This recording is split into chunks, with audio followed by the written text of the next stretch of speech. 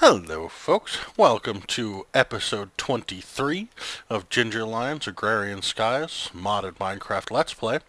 So I built myself a little bit of a tower, and I basically continued my existing elevator, which means I can basically go from Y level 7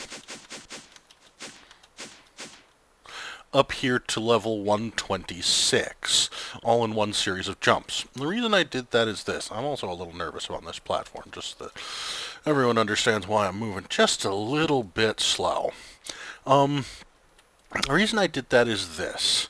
Laser drills determine how much power they use out of your network based on what Y level they're at. And they need a clear firing path all the way down to bedrock. I bring my crest. I did. Good. And they need to be surrounded by these laser drill prechargers, all facing in toward the center. And I should warn you, you do not want to step into those laser beams. They do hurt. That wasn't what I wanted. There we go. Now, I'm only going to set up this first one on camera. I'll set up the second one once I'm happy. So basically what I did is I set up a line into my ME system that will deliver items. It's not using any power whatsoever, and it's inside my house, which makes me feel just a little bit like, as long as it's immediately delivered into my house, and then that Tesseract is going to be safe, and all's going to be generally well in this situation. Now, the laser drills themselves produce a bit of light, but I like to light up the area around them anyways. And let me set up the last laser drill precharger. Now note, they do have to be one block away, and given the way that lays out, you can only connect 4 prechargers to each laser drill. But that really doesn't turn out to be a problem. That's the way the system is designed. 4 is the maximum. You could only connect 1 if you want, but I have quite a lot of power, and I would prefer to use it for the advantage of gaining resources. So basically what the laser drill does, for anyone who hasn't played with one before, let me step out of here very cautiously.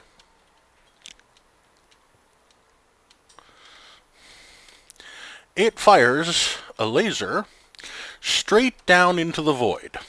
If there are any blocks in the way, it will fail to create that laser, and you then have to break and recreate the laser drill to get it to function. Now, why aren't they stacked? I guess that's the one that I placed and then shift-clicked on. But I want to come in here and show you what I'm getting. Here is, for example, some nether rutile ore? Is that what I'm...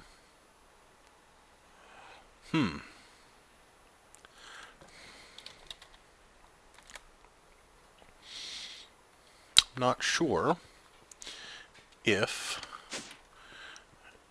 it's going to work the way that I want it to. I think I need an import bus. Precision import bus would probably be my best bet.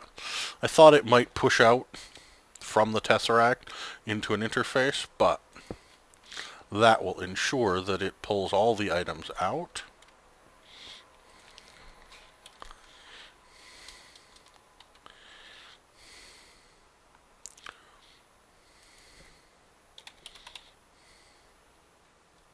Okay.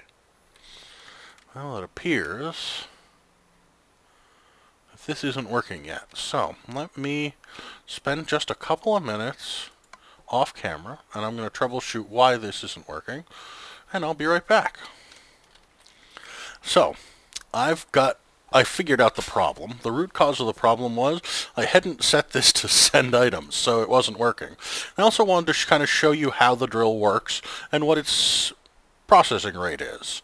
This drill is now active, connected. All 4 of its prechargers are loading, and as you'll notice, every couple of seconds, it spits out another item.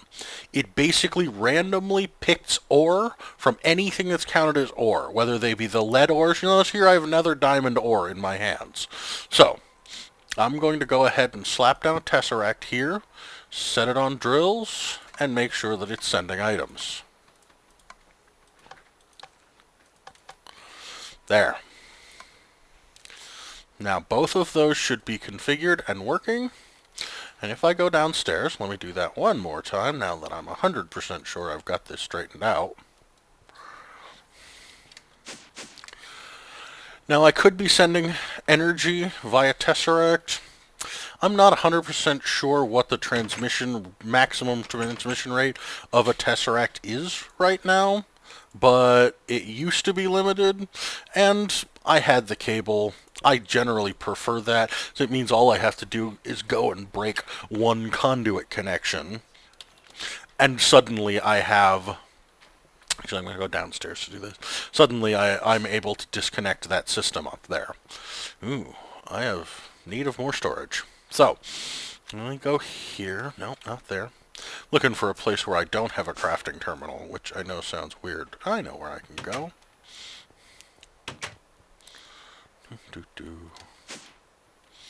Right here.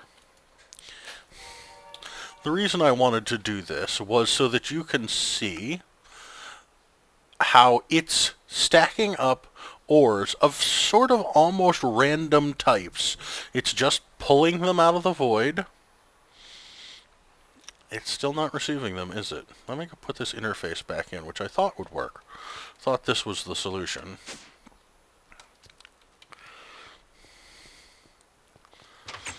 See, little troubleshooting steps over and over, working your way down to making something work.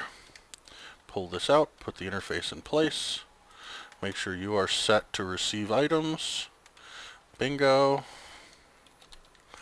And let's look at the ores. Yep, I didn't have this lapis ore before. So, actually, just to make this stuff easier, I'm going to pull all of these non-ores out of the system.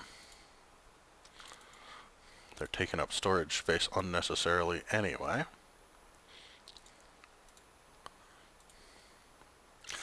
There. And now you can pretty clearly see that between those 2 drills, they're going ahead and getting me all sorts of useful things, including Certus course clear. So, I'm going to let these run for a little while and begin building the process by which I'm going to process these, and I'll be back in just a little bit.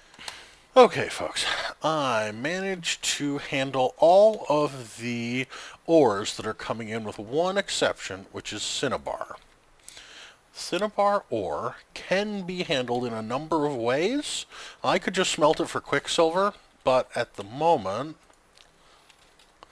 I have enough quicksilver that I'm never going to run out, and that system makes a lot of it. And I'm going to shut that system down soon, but still, I have a huge amount of that. So, the other thing that it could be used to do, if I wanted to, I could make this type of cinnabar out of it. It would involve making some gelid cryotheum, which would involve getting myself some blizz powder, which I can do by, infusing a snowball with redstone. It's a possible process, but I don't really need to. But I'd like to take you over and show you what I did arrange back here in this corner. This is where I used to have my lava operation going, back before I decided I had more than enough lava going on. So let me show you this from start to finish. First, this is my line of pulverizers. It's very rare that I'm using more than 3 of them at a time. That one isn't even really being used. This one's got some iron ore in it right now. So basically what I've done is I've set up an input chest that will pull out from the bottom. I'm using a servo here. I used the transparent impulse item ducts. Let me show you. The recipe on these is to put some energized glowstone into an item duct, which is made hardened glass and tin. The advantage of these is that they're extremely fast, and I wanted to make sure this system reacted quickly. I also made a dense mode so that if all of these fill up, it'll dump the items back here into this chest. And what items are we talking about? Well, let's see. If you look, we've got lead, gold, emerald, lapis, redstone, diamond, silver, nether quartz, yellowite, aluminum, tin, iron, copper, certus, ferrous, coal, nether silver, nether tin, nether coal, nether iron, nether redstone, nether gold, nether uranium, nether saltpeter, and on this one, nether platinum, nether lapis, nether lead, nether ferrous, nether copper, and nether sulfur. These are all the things that are best handled by directly pulverizing them. Then, down here, this one's just a little bit of an oddball. There are a couple of things, nether emeralds, emeralds being valuable, nether diamonds, those being valuable, nether rutile, which it seems pretty rare, and so I decided to use it, and then ardite and cobalt, both of which are extremely valuable, are set up in this induction smelter. I'm sending rich slag in from the side, which I have quite a lot of from my previous smelting, and this is all things that I'm getting, 3 for 1, as opposed to the usual 2 for 1 out of them. Let me show you an example. The nether diamond ore,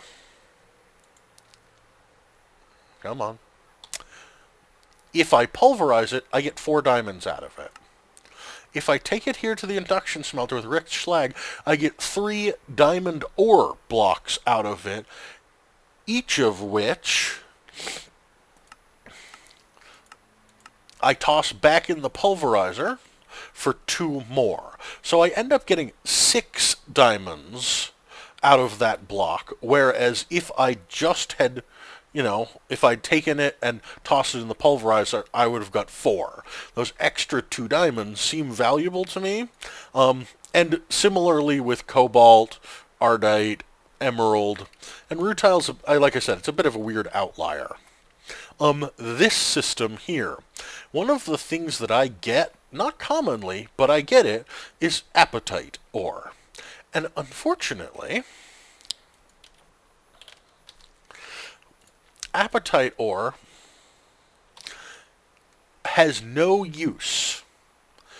It's one of those rare cases, and in several other packs, I've seen you can grind apatite ore to produce apatite, but in this pack, it doesn't exist. And so, basically what I've done is I've set up an export bus to drop it into a block placer, and over here I just have a terrain smasher busy trying to smash. As soon as this gets an apatite block, it places it, this smashes it, and then I have my actual apatite, which I can then use for fertilizer production. I guess I could make stamps. For apatine electron tubes, for all the things that you generally use your apatite for. Now, over here, a line of 5 redstone furnaces, all set up identically to the pulverizers over there. And what I'm feeding in here are all the dusts that I got out of pulverizing, along with platinum or gravel, amber-bearing stone. Those are the only 2 that I'm directly running into a furnace, and those, in every case, don't have a pulverization choice, and they can only be run through that. Now, in the process, I collected all of the items necessary to complete one more quest. Not surprising, given that it's directly in line. Immediately after, the automated mining process is raw ores, and I have all of them. That gets me an ender quarry, which for me is an extremely valuable thing. Laser drill prechargers I don't need, so I'm going to just claim a bag as the other item. Verify that it's a good heart. There's 46, and this is a greeter reward bag with, a bunch of stuff for building myself an alveary in the future. That's pretty wonderful. Now let me break this chest because I have no need for it over here anymore. One point in time it was my sorting chest. There are two other things that I want to show you about how I'm doing this material processing. And they are over here. First, I used to have a chest sitting right over here that I was outputting all of my aluminum dust into. I finally stopped being lazy or, got around to it and ran my AE system over here to my smeltery. And basically what I've told it to do is export into the smeltery the molten aluminum and the rutile. And I had hoped that rutile would be able to be cast like this, but I guess it can't. So, just a moment. First, I'm going to take these over here. No, into the house. I have some chests that I've been setting up down in the basement for those things that are clogging up my AE system, because I only have, 1 or 2 or 16 or just a little over a stack of them, and I never use. So here is sort of my database of all the things that I don't think I'm going to use anytime soon, but I don't really want to throw away.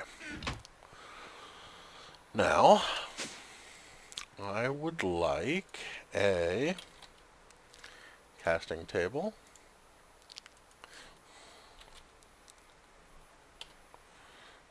Where did I get my ingot cast off to? Maybe it's down here in the basement? There it is. Ingot cast. See? Stuff that I don't want to part with, but I don't necessarily have a big use for it. While I'm at it, let me get myself a basic import bus, and I've got some cables. So, like so. I'm going to remove this basin.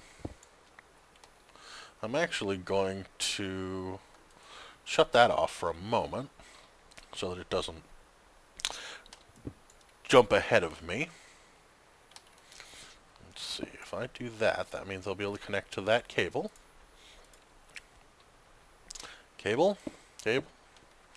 Perfect. I would like my basic import bus right there. I would like my casting table right here. I would like the ingot cast on top of it, like so. And now,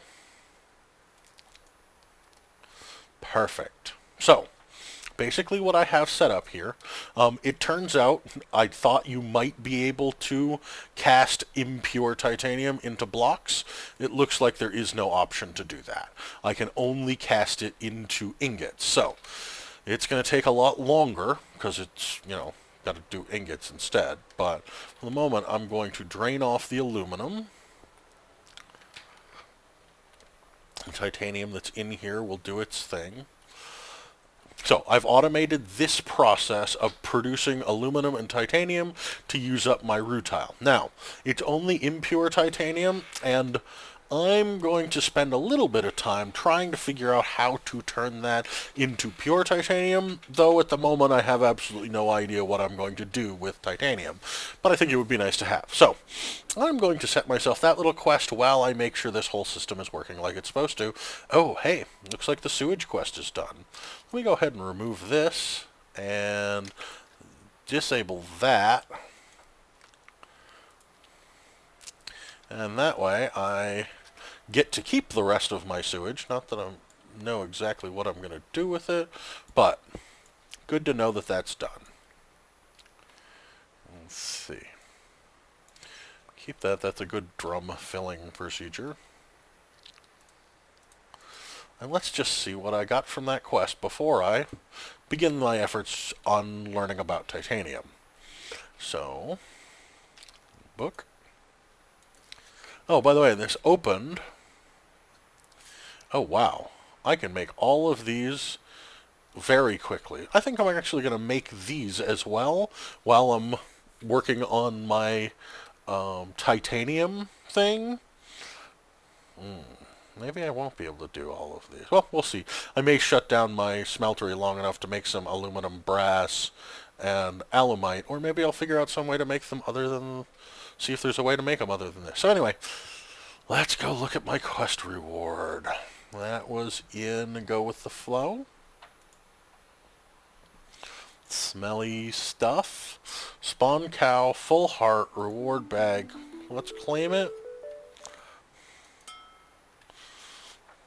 And now, let me just check something.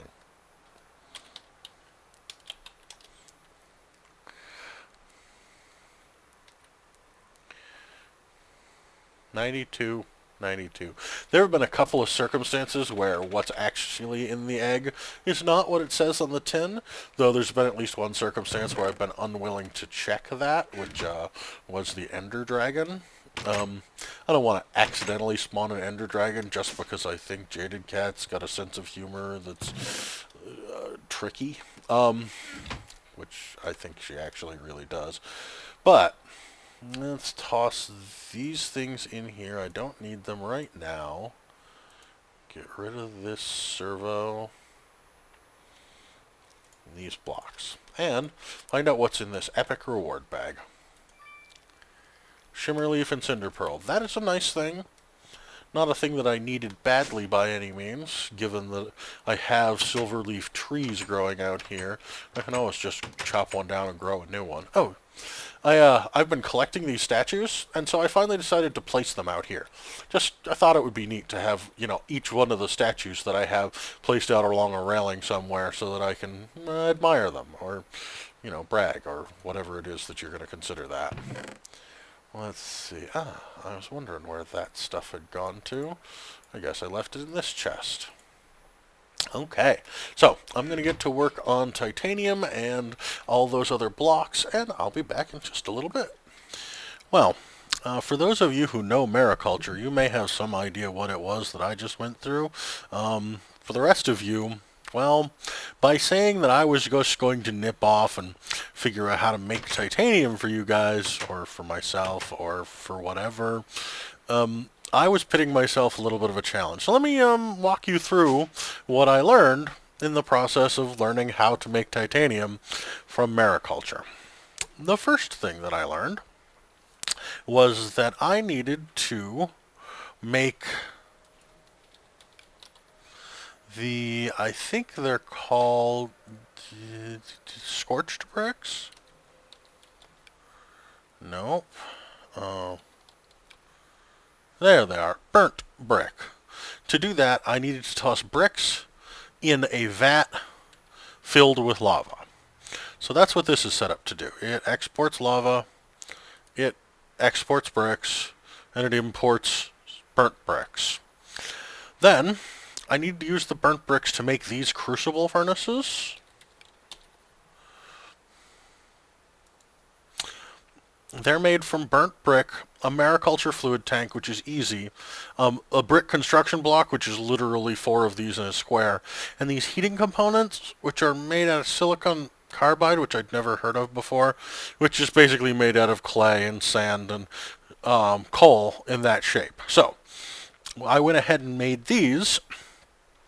I found that after doing a bit of reading, I started by powering them with coal, but I learned that they work great with a tank of lava underneath them. And that is used to make, what's it called? Yes, limestone. So I needed to take limestone. It's actually... yeah, just a sec. There we go. What's the rest? There. I need to take limestone and melt it down to make quicklime. Now, you'll notice that if I want to make quicklime, if I toss a limestone brick in there, I get 0.9 buckets. If I toss in smooth limestone, which is made by cooking limestone in a furnace, I get a full bucket. A little bit of an improvement. However, if I make planning chalk, I get 2.5 buckets. And planning chalk is really made from 2 limestone and 1. So I don't have to cook anything in a furnace. I just need some extra bone meal to have gone from 0.9 each to 1.15 each. So anyway, so then you have to put it in a vat with water. Let me show you why.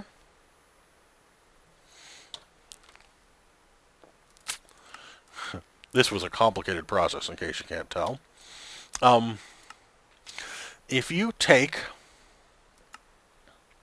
quicklime and water and put them together in a vat, after 10 seconds you get this unknown magnesious dust. Now, look at these numbers. This is 24 buckets and 16 buckets. That's no small amount of melted down planning chalk. And it turns out it can't all fit in one vat. So what you have to do is place 4 vats next to each other to produce a large enough container. That's what I did. I'm basically exporting water into it and importing out of it any solids that occur, which are only going to be the magnesious dust. And after I figured out how slow it was, I went and built 2 more of these just to get the process cooking. So we're getting closer. Now, you take the unknown magnesious dust and you toss it back in another furnace, and what it does... Okay, so here's the unknown magnesious dust. If you cook it, you get molten magnesium. Occasionally you get something else, but sometimes it'll produce ferrous ingots instead. But it always produces some mariculture salt. So, you then take that,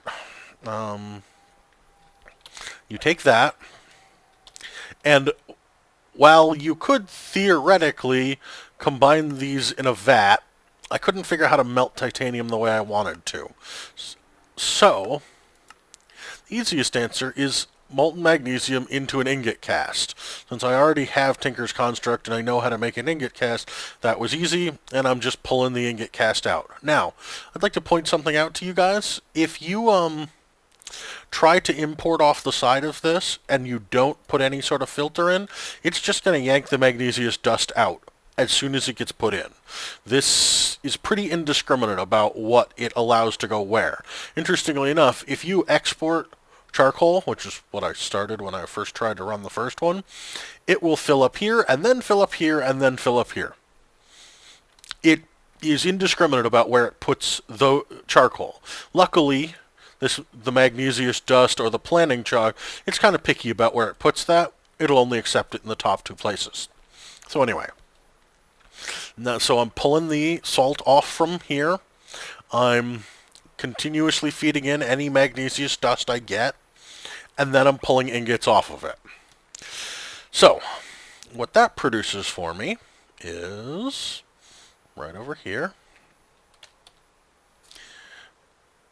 magnesium ingots. Let them cook for a little while just to make sure that I was doing this whole thing right.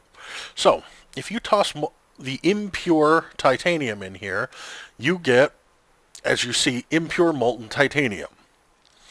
If you add some magnesium to it, it purifies it into molten titanium. So, I'm going to take these 57 and toss them in here, and that will allow me to finally purify most of this molten titanium I put in and get myself some pure finished titanium, which you can then pour into an ingot cast, which I have set up right here. I'm actually going to put this in place and this in place, but I'm not going to set anything up. I'm not going to turn it on until I'm 100% sure that I've got all my titanium. So, in the process of letting each one of these cook and whatnot, I had a little bit of thinking. came up with an idea. It's time for me to, now that I'm getting all these resources from my giant lasers from the sky, those are so cool. I love how they're going right outside my windows. It's time for me to shut this processing line down. So, I pulled all of the items. First I turned these buses off. That's all I did. And then I let it process anything that was still in here. And if you take a look in here, it's now down to almost none of these items. Now it's still making cobblestone like crazy, and I have a huge amount of dust, so I'm considering perhaps using up the dust by feeding it through the system. Not sure, haven't decided yet. Am I hungry? No, I'm not. Okay, so, and then I went and did the things that I had said I would, and filled my inventory with these blocks so that we can turn in a couple of quests. Now, I actually also started one more quest. I requested my system to produce me a 16M storage unit. And you'll notice it's produced one mega storage cluster. It still has to produce a giga storage cluster, and it has to collect 3 of those to turn them into a tera storage cluster. It's working on it, but it's going to take a while. So I'm going to let that tick away and work while I hand in a couple of things and see where we're going next. So, let's see. For the hoarding, I have these. Manual submit, whole deal. By the way, if you want to get blocks of bronze, which is specifically what it asks for, you can't just assemble the ingots. You need to pour it out into the casting basin. Obviously, the same was true of the aluminum brass and the alumite, and I had enough steel left over. So, take that reward bag. Gives me 4 valid hearts, 51, and an epic reward bag with 4 speed runes. That's actually going to be kind of useful to me, because I'm going to get into blood alchemy soon. Now, I think I might have enough ice to complete the iceberg. There's 35% of it. 42. If not, I am very close, and my automatic system will produce a bunch, and I'll be finished soon. But 78. Doesn't look like we're quite going to get there.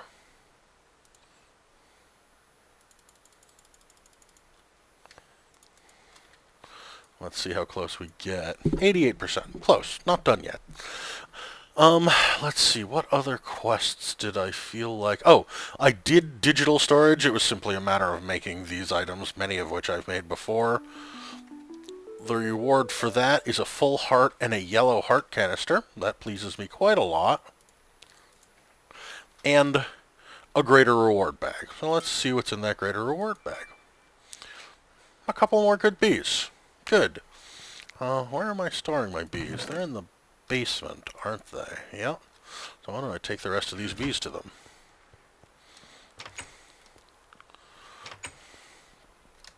Now I checked. We're not ready for the Leafy Greens quest quite yet.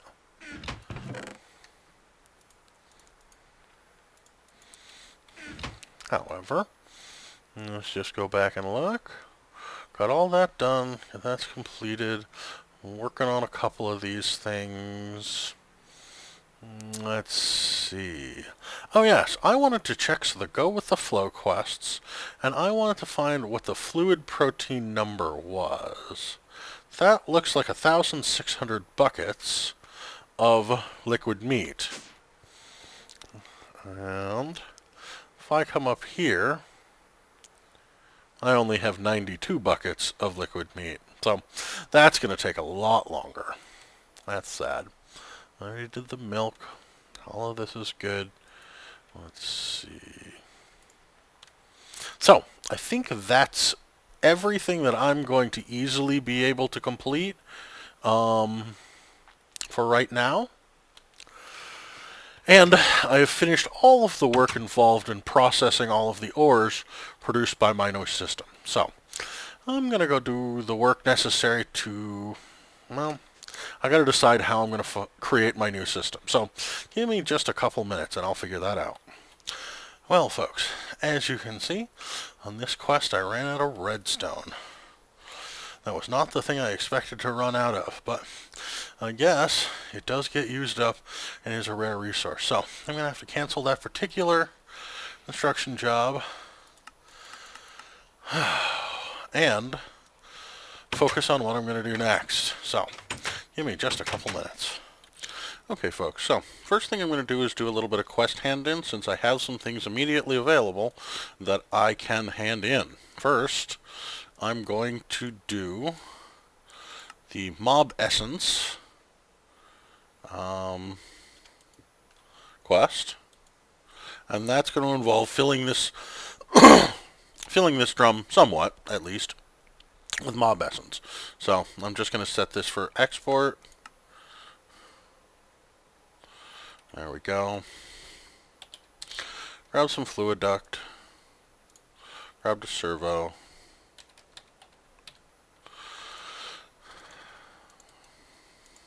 Now, this quest calls for 160 buckets of mob essence, and I have several kilo buckets of mob essence right now, so this seemed like an easy thing, and at the moment I don't really mind the idea that I might waste some of the fluid in the process of getting it in here.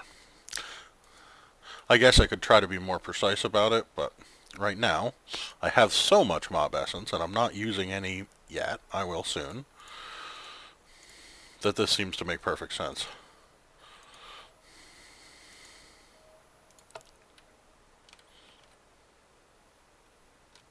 No, like I thought, the drum must be emptied from the bottom.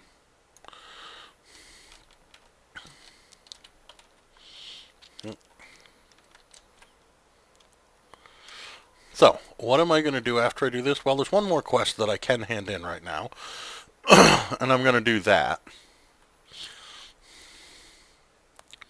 There we go, that's emptying. So, while that's occurring, I can point out that my ice production process has made me more than enough ice so that I expect to be able to finish this quest. Let's go back to the For the Hoarding collection. And Iceberg, manual submit, and I think I'll get this quest reward bag. Make sure that's a valid heart. Drop off my ice.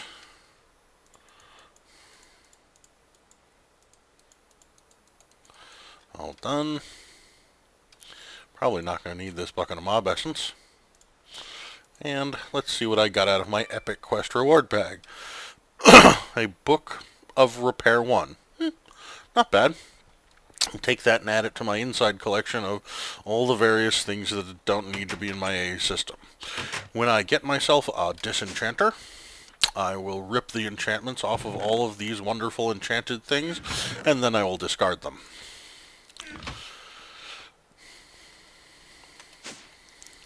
So, what am I going to do after I've finished this quest? Oh, hey look, quest complete. Let that drum finish emptying. There's no reason for me to worry about it. Back to go with the flow. And liquid mobs. Looks like I get 2 full hearts and that reward bag. 55, not a bad number. And here I get 8 more aura nodes. I'm beginning to think that I have too many aura nodes. Let me bring you upstairs and show you my collection.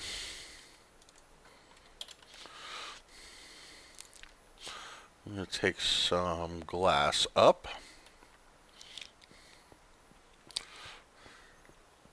Like you can see them sort of dazzling through the floor, but they make a little bit more of an impact when you're standing right here amongst them.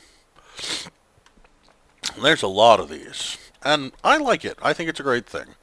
So, let's see. I would like to place the next aura node there. Good. And then I can pick that up. Again, the reason that I place these up above the ground, up high as it were, is that I want to be able to remove them if I ever need to. And I could stack them on top of each other a little higher, but I'm not going to yet. In fact, what I'm going to do, I'm going to remove this set of torches. And, oh, I actually needed to put one further out anyway.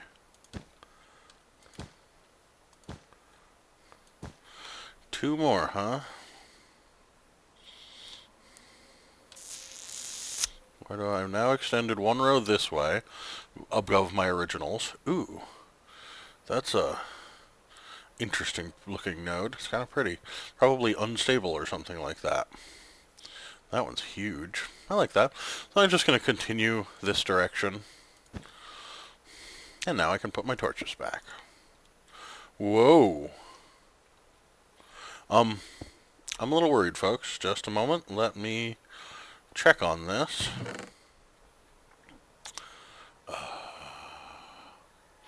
There it is. Get out my thermometer. I'm not sure I've scanned. Yeah, I haven't scanned all of these aura nodes. The new ones. Always research points worth having every time you put down an aura node. And that'll tell me what this is. This is a pure pale aura node. That's interesting. I wonder what that does for me. I'll have to go research that. All the rest of these I've scanned, the inside ones.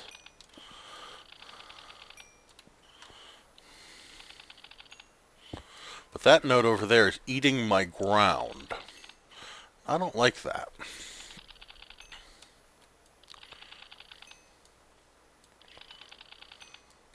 And all the rest of them first. This is a hungry node. This can kill ya. So,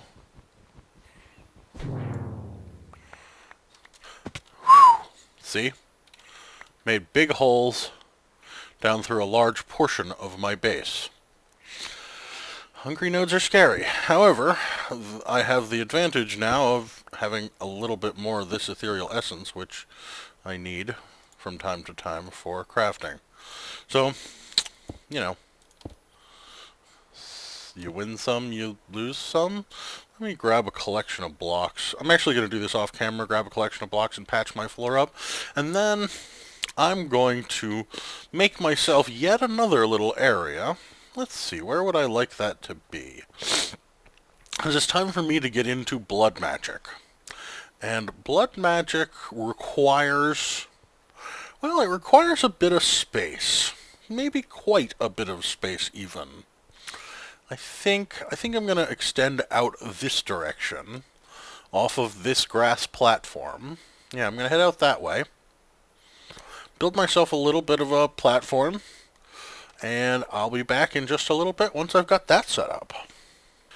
So, while I was busy out here building my deck, no, this is not going to be the final product. This is just, you know, my safety layer.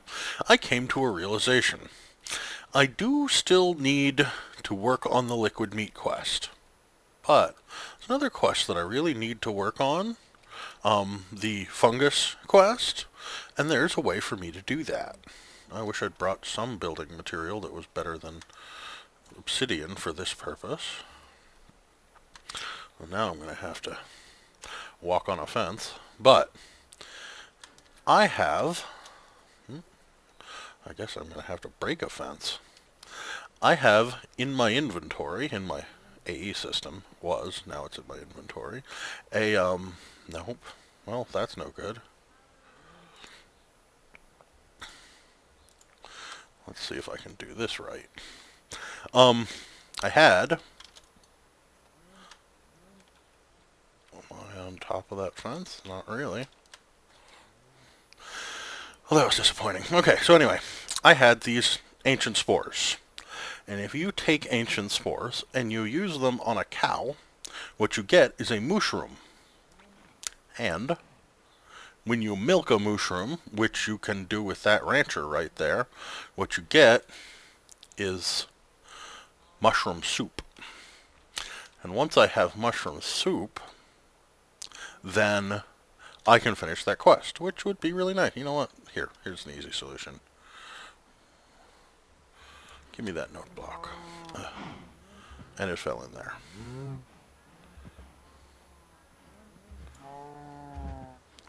There we go. Now I'm in, and I'll be able to get out.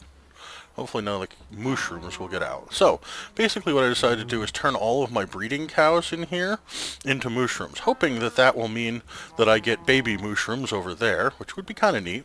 But even if it doesn't, and I only get baby cows, that's fine, because these will be milked constantly and forever for, well, until I finish the quest, for mushroom soup.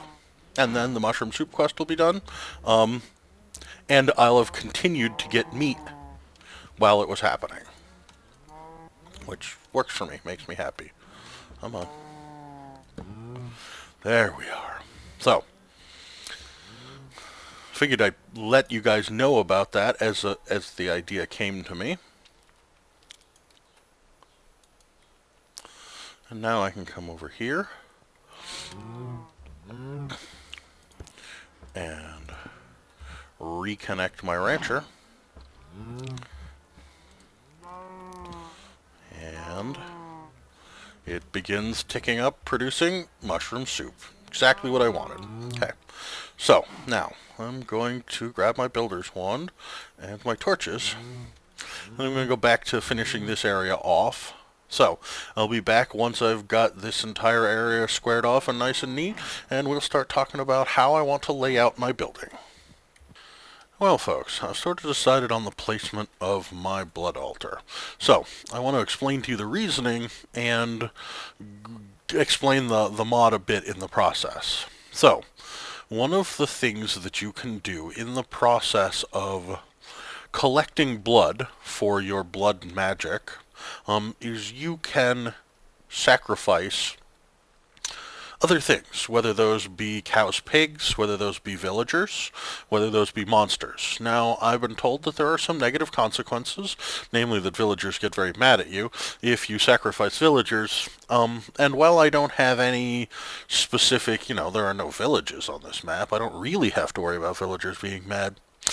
That just seems wrong, and I think my partner would probably agree with me that that would be wrong. So, instead what I'm going to do is I'm going to build a spawning trap that allows me to collect blood from the mobs that I, am going to kill anyway. So basically I've decided to set up my blood altar such that when the time comes, I can replace at this level. That's actually why I laid this out.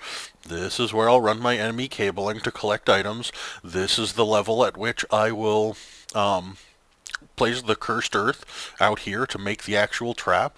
Then I need a couple of gaps above that, and then comes the altar itself. Now let me explain about the blood magic altar. There is a block, the altar, which is made with a diamond, a furnace, some gold, and some smooth stone. And when you place it, it becomes what's known as a level 1 altar. Now, if you want to upgrade that altar, effectively what you have to build is a multi-block. Now, it's not a multi-block that forms into anything specific when you build it. It's just that if you use the right tool and click on the altar, it'll tell you it's a level 2 altar, and it will have the advantages that you set up. So, what does that mean? Well, see these speed runes? When these speed runes are part of the altar, they cause anything that happens in the altar to happen faster. These efficiency runes, when these are in the altar, they cause anything that happens in the altar to be more efficient. So, to build a level 2 altar, basically what you do is you make a ring, where I've put these white bricks, around here, of runes. Once you have all 8, Once you have all 8 placed, the altar, which is here, becomes a level 2 altar. Then, if you want to make it a level 3, you put runes in these 5 locations, these 5 all the way around, and you build, I think this is the layout. I have it in another tab, just a moment. Yeah. This is the layout. You place 2 solid bricks of anything and a glowstone brick on top of them. At each of the 4 corners, runes don't go underneath the corners of the pillars. They're not necessary there. I guess this torch isn't necessary here, since I'm about to put what's effectively a giant torch in each of these corners.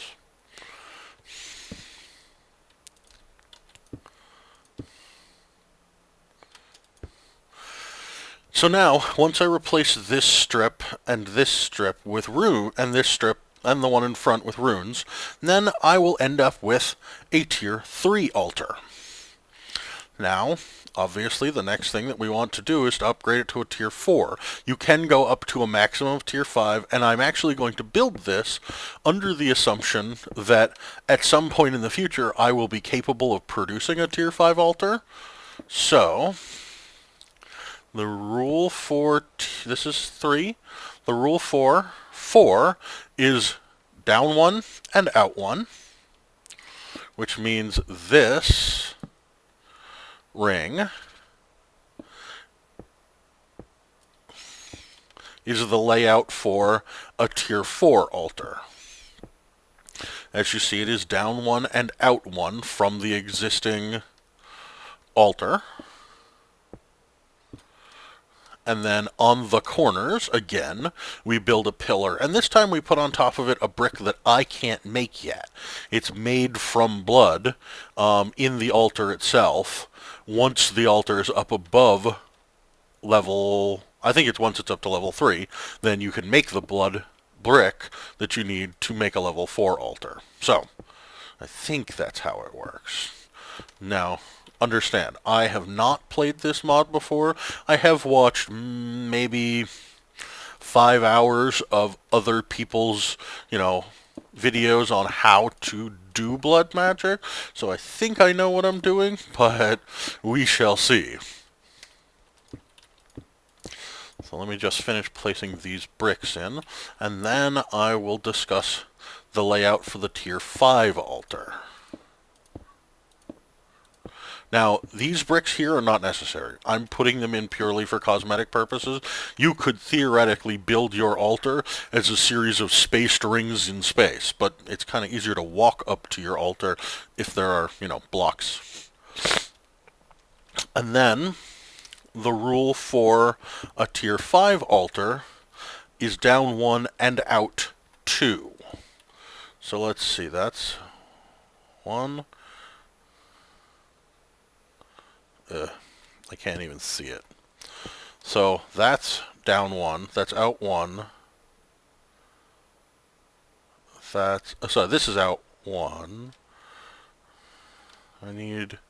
That's 2 of a flat, 1, 2. So this is going to be down 1 and out 1, out 2. There we go. Let me make sure that's right. Just a sec, folks. Let me go compare something in another window. Yep, 2 flat spaces, and then the rune. So, this ring is going to be my tier 5 altar. And what it requires at its corners are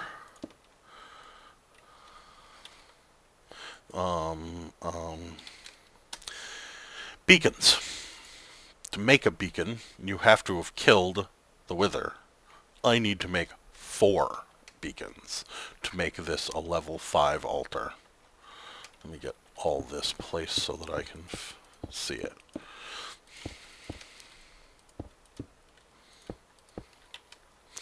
Okay, so I'm going to finish the building of this altar structure so that I can come back and show you guys basically, and I will place my blood altar while you guys are watching and go through the first couple steps of blood magic alchemy, and then it'll be time to wrap up this episode. So I'll be right back, folks. Well, I've got this entire structure built, and I went and replaced all of the places that I need to put some other block with green. So these are the locations where runes are going to go. You'll notice not underneath the pedestals. These are the places where the beacons are going to go. And I put in aluminum blocks because they are suitable as bases for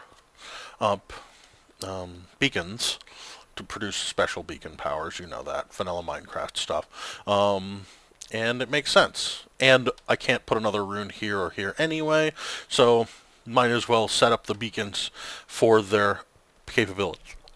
And then to make things easy on me, I ran an ME cable up here.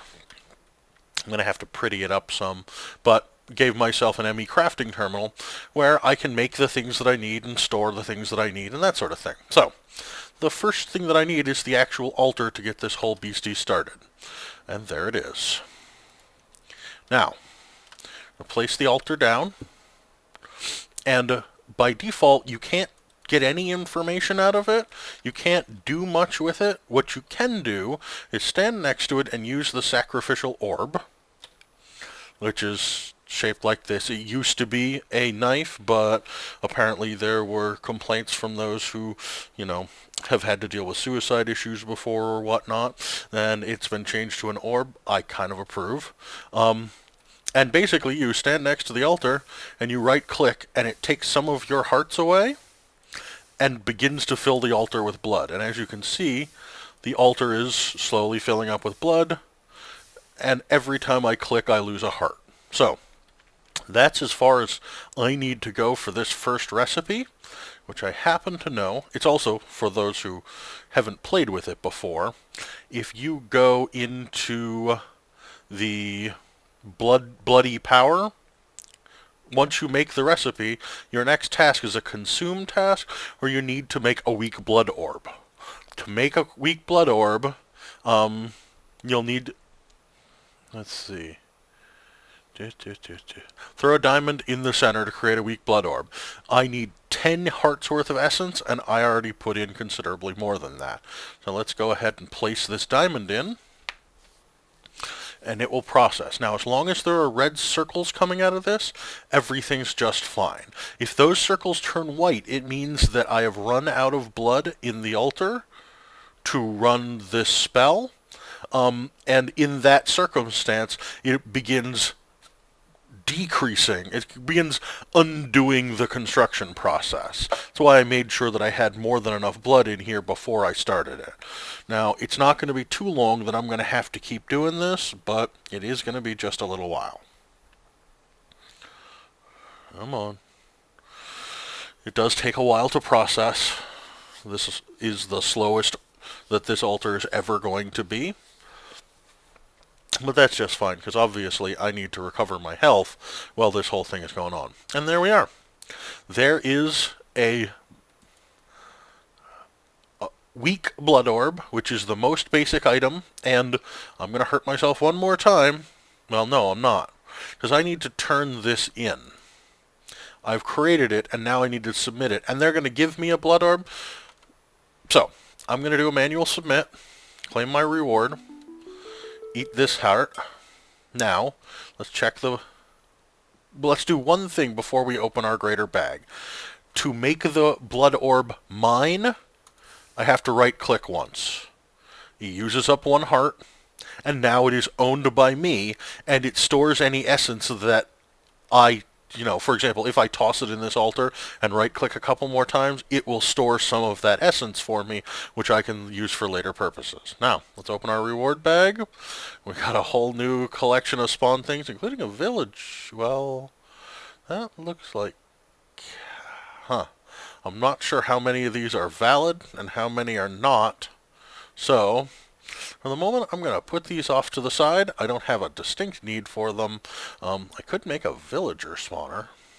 But either way, that's the end of this episode, folks. I hope you enjoyed it, and I will see you next time.